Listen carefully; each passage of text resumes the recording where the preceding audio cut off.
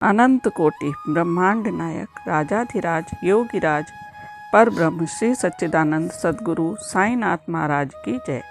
साईनाथ महाराज की जय। साईनाथ महाराज की जय। आशा करती हूँ आप सब स्वस्थ और सुरक्षित होंगे। मैं भी साईं जी के आशीर्वाद से अच्छी हूँ और उनसे विनम्र प्रार्थना करती हूँ कि वो अपना वरद हस्त हम सभी पर बनाए रखें और सदैव हमारे अंग संग रहे।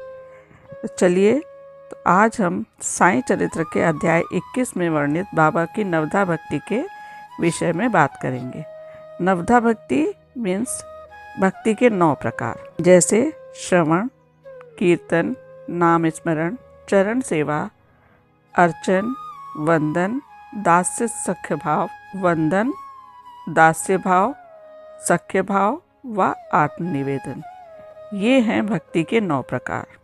कहते हैं समस्त साधनाएं जैसे जप, तप, योगाभ्यास तथा वेदों के पठन पाठन में जब तक भक्ति का संपुट ना हो बिल्कुल शुष्क ही हैं। कहने का तात्पर्य है कि आप कितने भी धर्म ग्रंथों को पढ़ लो, कितना ही जप तप कर लो, किंतु यदि भक्ति नहीं है तो ये सभी साधनाएं व्यर्थ हो जाती हैं। भक्ति अर्थात ईश्वर से प्रेम करना, उनसे कोई रिश्ता बनाना, उन पर विश्वास रखना और पूर्णतया उन पर आश्रित हो जाना।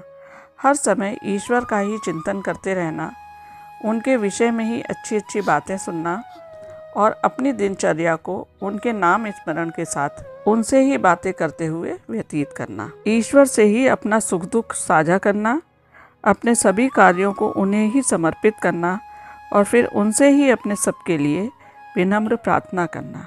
हमें सुबह सुबह सबके लिए प्रार्थना करनी चाहिए, क्योंकि सिर्फ अपने लिए ही नहीं, सबके लिए प्रार्थना करनी चाहिए ईश्वर से।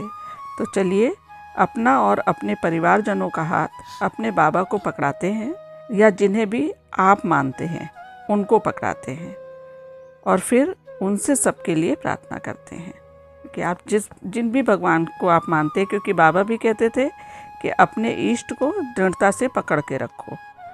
तो ठीक है, तो चलिए अब हम ईश्वर से सबके लिए प्रार्थना करते हैं कि हे प्रभु, आप हम सबको सुख शांति देना, सबकी रक्षा करना, सबका पथ प्रदर्शन करना, सबको सद्बुद्धि देना, सबको धन धान्य से परिपूर्ण करना।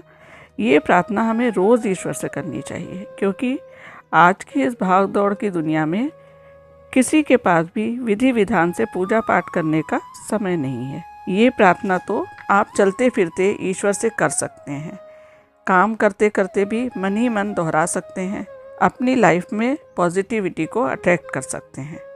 आप स्वयं ही देखेंगे कि आपके अंदर कितना चेंज आ रहा है, आप धीरे धीरे कितने शांत होते जा रहे हैं और आपके विचार भी कितने बदलते जा रहे हैं। नेगेटिव थॉट्स धीरे धीरे कम होते जाएंगे, क्योंकि नियति भेद नहीं करती, जो लेती है वो देती है। आपने ईश्वर से सुख शांति मांगी है तो वो शांति आपको ज़रूर मिलेगी। आपने उससे सद्बुद्धि मांगी है तो वही आपको मिलेगी। आपने उनसे कहा है कि वो आपका पथ प्रदर्शन करें, तो अब आप उसको स्वयं ही महसूस करेंगे कि हर छोटे बड़े कार्यों में उसकी गाइडेंस आपको मिल रही है। इस प्रकार आपको ये भी लगेगा कि हर पल वो आपके साथ ही है, क्योंकि आपने अपना हाथ उन्हें पकड़ा रखा है। अब वो आपकी इस जीवन नैया को स्वयं ही चला रहे हैं। हम दिन भर अनेक विचार हमारे मन में आते हैं, लेकिन अगर हमने स्वयं को ईश्वर के हवाले कर दिया है तो वो जो हमारे लिए ठीक है वो ज़रूर करते हैं। तो इसलिए हम सब कुछ अपना ईश्वर को ही समर्पित कर देते हैं। तो चलिए, अब मैं अपनी वाणी को यहीं विराम देती हूँ और चलने से पहले आप सबसे प्रार्थना करती हूँ कि अगर मेरी वीडियो आपको पसंद आई हो तो प्लीज़ इसे लाइक करें, सब्सक्राइब करें और शेयर करें। और आपके पास बाबा की कोई लीला हो तो हमसे ज़रूर शेयर करें। ओम साईं राम।